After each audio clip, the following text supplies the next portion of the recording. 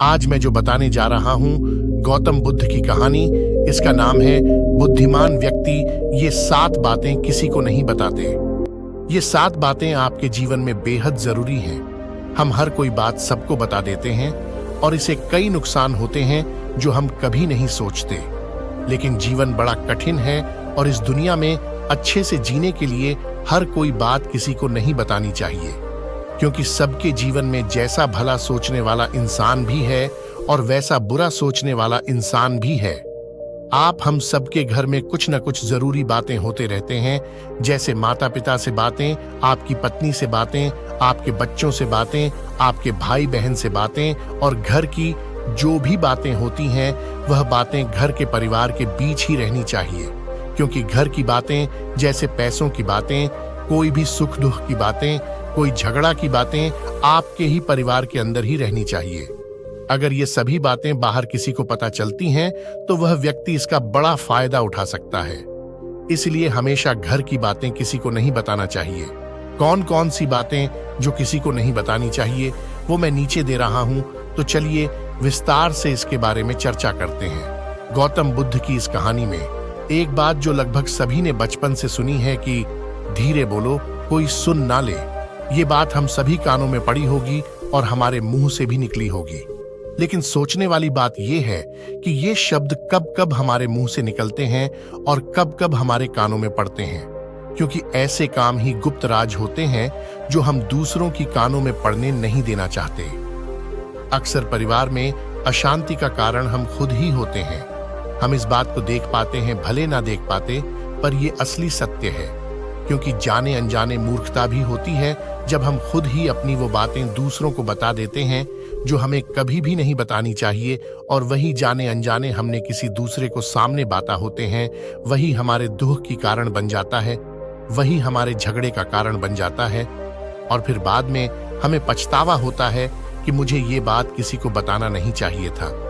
मेरी गलती की वजह से मैंने जाने अनजाने ये बात सभी को बता दी। इसलिए आज की जो भगवान बुद्ध की कहानी में आपको सुनाने जा रहा हूं, उसे सुनने के बाद आपको 7 ऐसी बातें मिलेंगी जो आपको कभी किसी को नहीं बतानी चाहिए। ये जो 7 बातें हैं जो किसी को नहीं बतानी चाहिए, क्यों नहीं बताना है, इसके पीछे का तर्क भी आपको पता चलेगा। और इन 7 बातों के अलावा अगर आपको लगता है कि कोई बात ऐसी है जो इस कहानी में छूट गई है या नहीं बताई गई है, तो कमेंट करके जरूर बताएं। तो चलिए शुरू करते हैं आज की कहानी। एक समय की बात है, एक नगर में पिंकू नाम का एक लड़का रहता था। वह लड़का बहुत ही गरीब परिवार से था। कुछ पैसे नहीं थे उसके पास। 2 वक्त की दाल रोटी भी बड़ी मुश्किल से उसके नसीब होती थी। वह लड़का किसी काम की तलाश में दिन रात खोज करने के बाद भी उसे कोई काम नहीं मिल रहा था। फिर वह लड़का अपनी पत्नी के सामने अपनी सारी परेशानी समस्याएं बता दी। उसने अपनी पत्नी को कहा कि मैं जिस जगह भी काम मांगने के लिए जाता हूं तो हर कोई मुझे यही कहता है कि हमारे यहाँ कोई काम की जगह खाली नहीं है। मैंने बहुत काम ढूंढा, फिर भी मुझे कोई काम नहीं मिला। मैं काम की तलाश करते करते थक चुका हूं। मुझे समझ नहीं आ रहा है कि मैं तुम लोगों का पेट कैसे पालूं, ये परिवार कैसे चलेगा, और ये चिंता मुझे दिन रात खाए जा रही है। इस पर उसकी पत्नी ने कहा कि तुम एक आदमी के पास सिर्फ एक बार ही काम मांगने के लिए जाते हो, और जब वह काम नहीं देता तो तुम 2 बार तक नहीं जाते। अगर उनसे काम लेना है तो तुम्हें हमदर्दी जतानी होगी, तुम्हें उनसे हमदर्दी हासिल करनी होगी और अपनी गरीबी दिखानी होगी, ताकि वो लोग तुम्हारी मजबूरी देखकर तुम्हें काम पर रख लें। इसलिए शर्म मत करो और उन्हें अपनी मजबूरी बताओ, अपनी गरीबी बताओ, और इसी उपाय से तुम काम पा सकते हो। उसकी पत्नी की बात पिंकू की मस्तिष्क में बैठ गई और अगले दिन वह काम मांगने के लिए उसी सेठ के पास जा पहुंचा जहां वह पिछले दिन काम लगने के लिए गया था। लेकिन इस बार उसने हाथ जोड़कर उस सेठ से प्रार्थना की, उससे विनती की कि मैं बहुत गरीब हूं और मेरा परिवार भूखा है, मेरे 2 छोटे छोटे बच्चे हैं, मुझे काम की बहुत जरूरत है। जो कुछ भी पैसा देंगे वह उससे ही संतुष्ट हो जाएगा, पर कृपा करके मुझे आपने यहाँ पर काम पर रख लें। उसकी ये हालत देखकर उस सेठ ने उसे अपने पास काम पर रख लिया। वह रोज वहां पर काम पर जाने लगा। अंदर ही अंदर वह बहुत खुश तो था कि उसे काम तो मिला, लेकिन उसे तनख्वाह दूसरे लोगों से कम मिलती थी। वही काम जो दूसरे लोग कर रहे थे उन्हें ज्यादा तनख्वाह मिल रही थी और पिंकू को कम तनख्वाह मिल रही थी। जब इसके बारे में सेठ से कहा तो सेठ ने कहा कि देखो भाई, तुम्हें काम की जरूरत थी और मैंने तुम्हें काम दिया। मेरा धन्यवाद करने की बजाय तुम मुझसे शिकायत कर रहे हो। ये किसी इंसानियत है? ये सुनकर पिंकू चुप हो गया। बात कहीं ना कहीं सत्य थी। सेठ ने तो उसे मजबूरी के हिसाब से ही काम दिया था और इसलिए वह उसे अपने अनुसार ही पगार देता था। लेकिन धीरे धीरे ये बात आपने दोस्तों और अपने रिश्तेदारों को भी बताना शुरू कर दी कि उसका सेठ कैसा आदमी है और उसे कितना पगार देता था। समय बीतता गया और पिंकू पूरी लगन के साथ काम करता था, लेकिन अब परिस्थितियां बदलने लगी थी। सेठ अब पिंकू से दूसरे लोगों से ज्यादा काम लेता था और उनसे कम तनख्वाह देता था।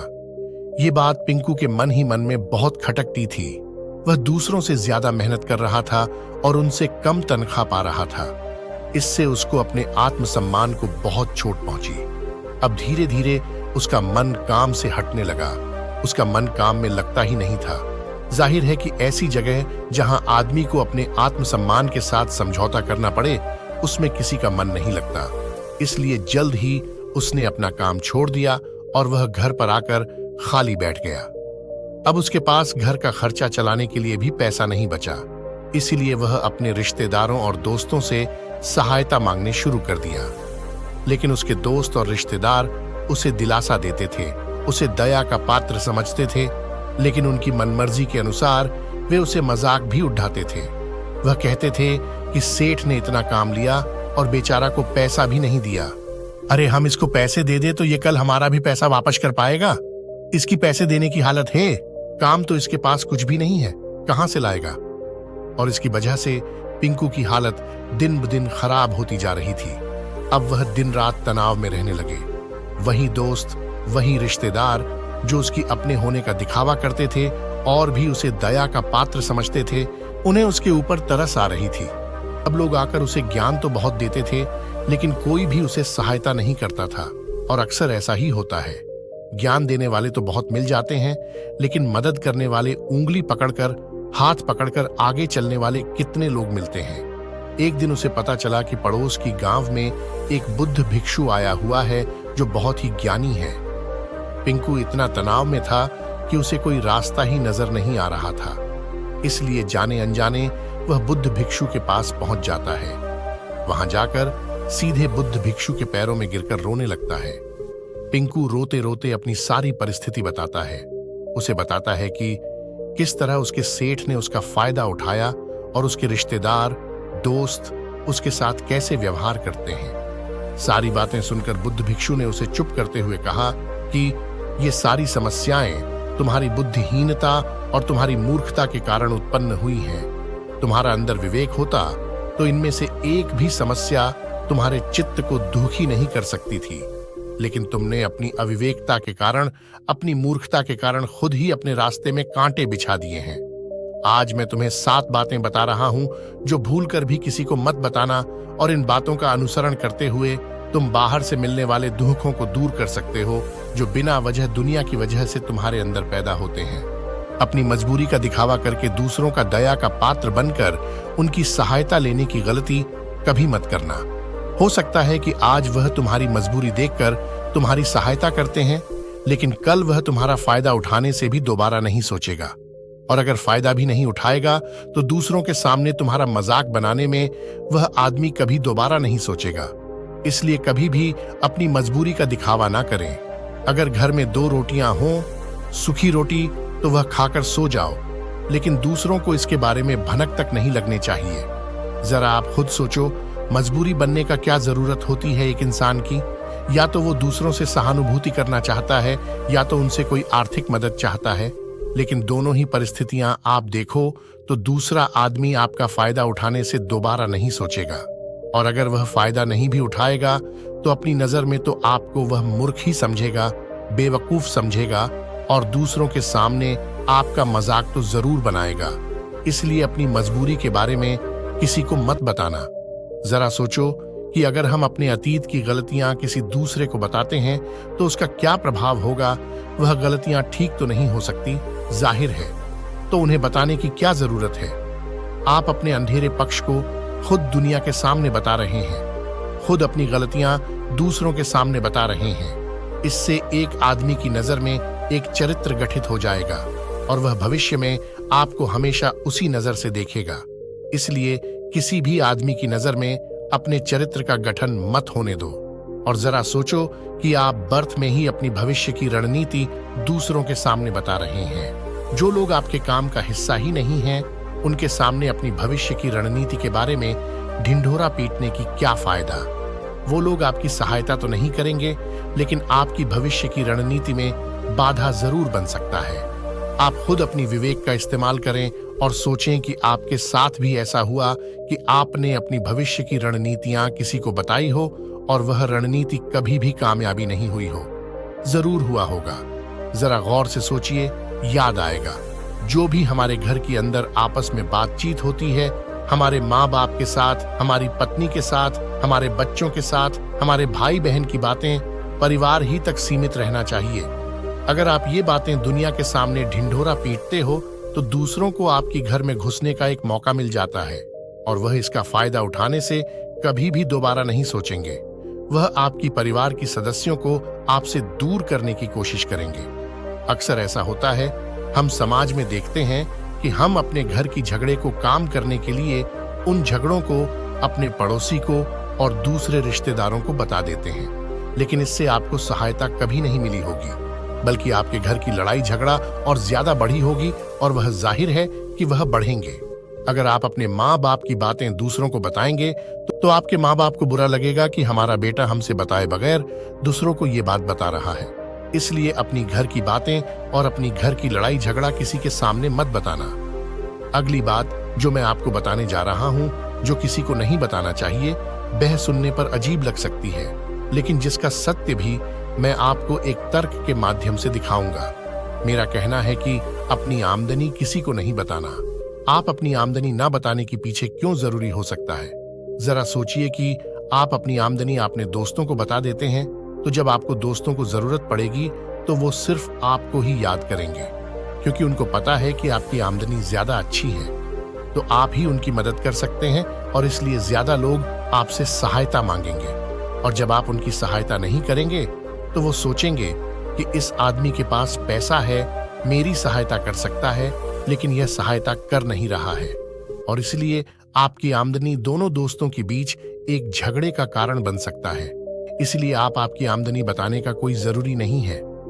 अक्सर इंसान को पता नहीं होता है कि उसकी कमजोरी और उसकी ताकत क्या है, लेकिन आपको अपनी कमजोरी और अपनी ताकत पता है तो पहली बात तो आप बहुत ही बुद्धिमान आदमी हैं, और दूसरी बात आपको ये बातें किसी से सजा नहीं करनी है, क्योंकि अगर आपकी कमजोरी दूसरों को पता चल गई तो वो आपकी कमजोरी का फायदा उठाएंगे, और अगर आपकी ताकत पता चल गई तो भी ताकत आपकी कमजोरी बन जाएगी, क्योंकि वो ताकत दूसरे आदमी को पता है और वो ताकत की कमजोरी भी ढूंढ ही लेगा। अपनी कमजोरी और ताकत अपनी पत्नी या अपने पति को भी नहीं बताना चाहिए, क्योंकि इसके बाद आपको घर में हमेशा दब कर रहना पड़ेगा। आप अगर अपने मित्रों के बारे में किसी और को बताएंगे तो वो आपके मित्र के साथ अपनी घनिष्ठ बनकर आपको धोखा दिला सकते हैं, आपकी गहरा मित्र को आपसे दूर करवाने की कोशिश कर सकते हैं। अक्सर आम आदमी ऐसा नहीं करता, लेकिन आपके दुश्मन ऐसा करने की कोशिश कर सकते हैं, क्योंकि आज जो आपके मित्र हैं, अगर कल वो आपका दुश्मन हो गया तो वो आपके दुश्मन के साथ ही मिलकर आपको परास्त कर सकता है, आपको धोखा दे सकता है।